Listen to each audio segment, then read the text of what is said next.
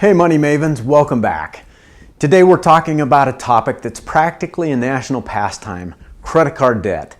Yep, we've all heard the stories, maybe even lived them, piling up that balance with every swipe, thinking we'll pay it off eventually. But did you know around 60 million American households regularly carry a credit card balance? And that average balance? It's a whopping $8,500. But why? Why are so many people getting caught in this cycle? Today we're going to break down 5 common reasons people find themselves in the debt trap and what you can do to avoid these pitfalls. So let's jump into it. Reason number 1 that people get trapped in credit card debt: just paying the minimum payment. Now I get it. When you open your statement, there are a bunch of numbers: minimum payment, statement balance, current balance. It's easy to think, oh, I'll just pay the minimum. It'll keep me out of trouble. But here's the kicker. The minimum payment is just barely covering the interest, so your balance barely moves. Let's say you're paying off $1,000. With just the minimum, it could take you up to 8 years to pay that off and cost you over $1,000 in interest. What should we do instead? Try to pay off the statement balance in full every month. If that's not doable, pay as much as you can to tackle that balance fast. Also, stop charging on your credit cards until you pay them off. The quicker you pay it down, the less interest you're shelling out. All right, reason number 2, and this one's a toughie: spending more than you make. Credit cards make it easy.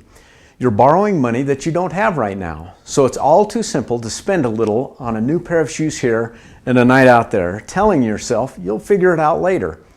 But if you're really spending more than you're making, that debt grows faster than you'd believe. What should we do instead? Take a good look at your monthly earnings, and then don't let yourself spend more than that. Think of it like a spending limit for yourself.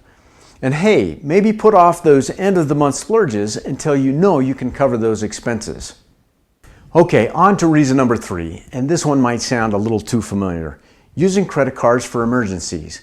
We all know that life is full of surprises. Medical bills, car repairs, that flooded basement, not fun. And if you don't have an emergency fund, reaching for the credit card can feel like the only option. What should we do instead? If you can, start building up an emergency fund. Even setting aside a little each month will help. Try to build up at least $500 or $1,000 to begin with. That way, when life throws you a curveball, you have a backup. You'll thank yourself later. Now let's talk about reason number 4, credit cards galore, opening too many accounts. Let's be real, we've all been at the checkout and heard, would you like to save 10% today by opening a store card? The discounts sound great at the time, but too many accounts can mean trouble. It's easy to lose track, overspend, or worse, forget a payment and end up with late fees. So what should we do instead? Stick to a couple of cards that you can keep track of easily. You don't have to limit yourself to just one, but be picky. Only open new cards if you know that you can manage them without going overboard. Last but not least, reason number 5, and this one's a bit sneaky: getting lured in by rewards.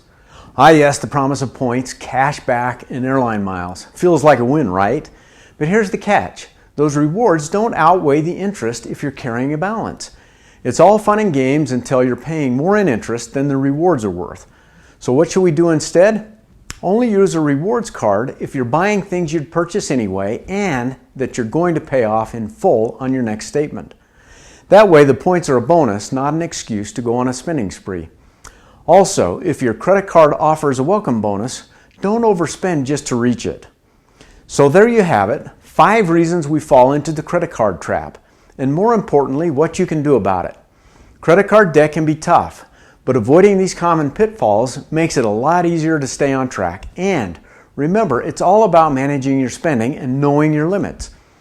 If you got value from this video, be sure to like, subscribe, and drop a comment below if you've got any questions or personal tips for managing credit cards.